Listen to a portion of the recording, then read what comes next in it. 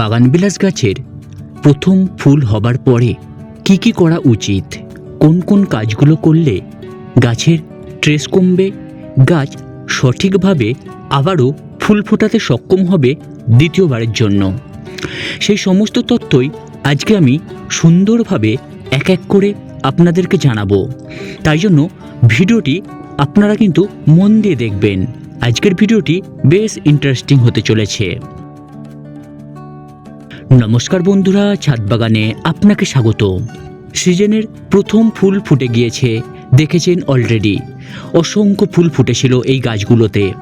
এবারে আমার করণীয় হবে যে সমস্ত গাছে মোটামুটি 25 থেকে 30 দিন ফুল রয়েই আছে, ঝরছে না এবং বেশ কিছু গাছে ঝরতে শুরু করেছে, বেছে বেছে সেই সমস্ত গাছগুলোকে কিভাবে ফুলগুলো ছেঁটে ফেলে কিভাবে পরিচর্যা করলে গাছে আবারও ফুল আসবে এই দ্বিতীয়বারের জন্য ঠিক 30 দিন থেকে 35 দিনের মাথায়, সেই পরিচর্যায় আজকে আমি আপনাদেরকে জানাবো। তাই দয়া করে ভিডিওটি সম্পূর্ণরূপে দেখবেন, স্কিপ করে দেখবেন না। স্কিপ করে দেখলে অনেক তথ্যই মিস করে যেতে পারেন। তো আসুন ভিডিওটি শুরু করা যাক। প্রথমত গাছগুলোকে আপনাকে নির্বাচন করে নিতে হবে। যে সমস্ত গাছে মোটামুটি 20 থেকে 30 দিনের মধ্যে ফুল ফুটে রয়েছে সেই সমস্ত গাছগুলোকে সুন্দর করে গাছের থেকে ফুলগুলোকে আলাদা করে দিতে হবে। ফুলের কোনো রকম অংশই কিন্তু গাছে থাকা চলবে না। এতে কি হয়, গাছ তার খাবারের সমস্তটুকুই টেনে রাখে এই ফুলকে ধরে রাখার জন্য কিংবা ফুটিয়ে রাখার জন্য। তাই জন্য আমাদের প্রথমত কাজ হবে গাছের থেকে সমস্ত পুরানো ফুলগুলোকে আলাদা করে দেওয়া। 20 ফুটছে কিংবা 20 ফুটে গিয়েছে সেগুলোকে আলাদা করার প্রয়োজন নেই। দ্বিতীয় কি কাজ হবে দেখুন, আমরা এই নভেম্বর থেকে ফুল নেব বলে সেই অক্টোবরের প্রথম থেকেই আমরা খাবার দিয়েছিলাম গাছের মাটিতে। এবারে আমাদের আরেকটু খাবার দেওয়ার প্রয়োজন রয়েছে। খুব সামান্য পরিমাণে গাছের গোড়াটা খুঁড়িয়ে নিয়ে আমাদের কিছু মিক্সড জৈব খাবার দেওয়া প্রয়োজন। আমাদের কিভাবে দিতে হবে, ধরুন 8 ইঞ্চি টবের জন্য প্রত্যেক টব পিছু 1 চামচ করে আপনি দেবেন নিমখোল, 1 চামচ দেবেন শিংকুচি, 1 চামচ দেবেন হাড় গুঁড়ো এবং 1 চামচ দেবেন সিঙ্গেল সুপার ফসফেট। এগুলো সুন্দরভাবে গাছের মাটির চারিপাশে দিয়ে দেবেন। এছাড়াও আপনি খুব কম পরিমাণে ভার্মি কম্পোস্ট দেবেন 8 ইঞ্চি টবের জন্য, দিয়ে সুন্দর করে গোড়ার মাটিতে মিশিয়ে দিয়ে পরিমাণে জল দিয়ে দেবেন। দেখুন গাছ এতদিনে অনেক ফুল ফুটিয়েছে, গাছের গোড়ার যে সমস্ত মাটিতে খাবার দিয়েছিলাম সেগুলো প্রায় সমস্তটুকুই শেষ হয়ে এসেছে। এবারে এই যে খাবার দিলাম এই খাবারগুলো 16 রিলিজ খাবার। এই খাবারগুলোর জন্যই পরবর্তীতে গাছে ফুল আনতে সক্ষম হবে এবং গাছে সেভাবে ক্লোরোসিস আসবে না, গাছ মজবুত থাকবে, গাছে নতুন কুশি আসতে বা ফুলের কলি আসতে সাহায্য হবে।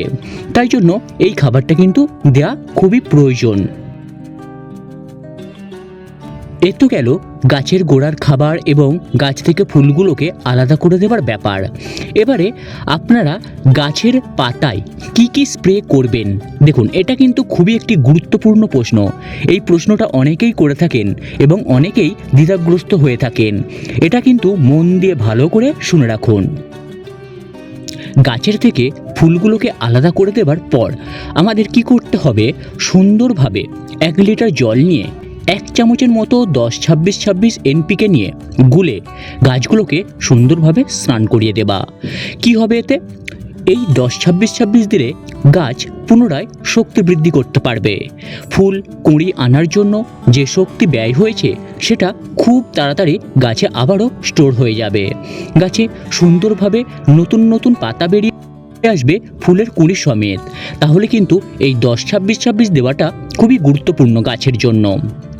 এর ঠিক 3 থেকে 5 দিনের মধ্যে আমরা ম্যাগনেসিয়াম সালফেট অর্থাৎ এপসম সল্ট 1 লিটার জলে 1 চামচ গুলে সুন্দরভাবে গাছে স্প্রে করে দেব।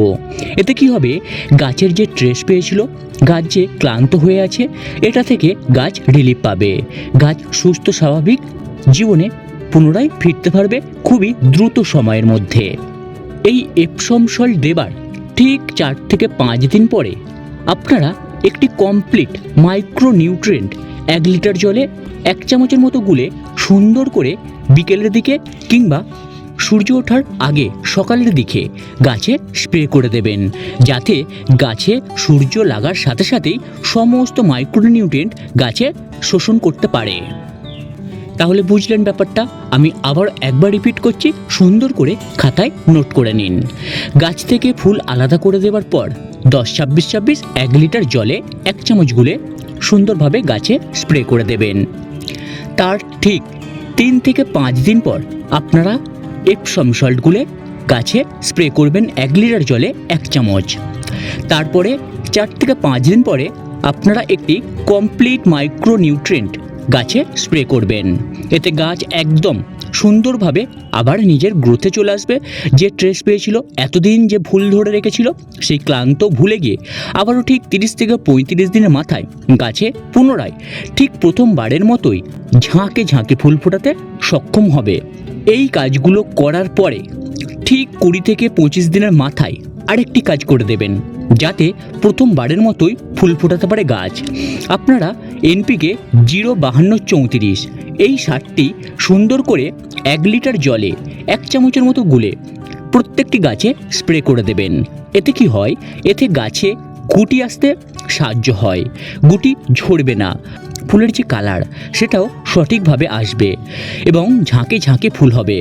তাহলে এই কাজগুলো যদি আমরা আবারও একবার করে দিতে পারি, তাহলে প্রথমবারের মতোই দ্বিতীয়বারেও একদম ঝাঁকে ঝাঁকে গাছে ফুল আসবে এবং সেই ফুল ঝরে যাওয়ার পরে দেখবেন মার্চ মাস পর্যন্ত আপনাদের গাছে অনবরত ফুল আসতেই থাকবে। এই যে শীত, নভেম্বর থেকে একদম মার্চ মাস পর্যন্ত, গরম আসা পর্যন্ত এই বাগানবিলাস গাছে আপনারা নির্দ্বিধায় ফুল নিতে পারেন। এই সময়ে এই বাগানবিলাসের ফুলের যা কোয়ালিটি হবে, গাছে ফুলের যা সংখ্যা হবে, তা অনেক অংশে গরমের থেকেও বেশি।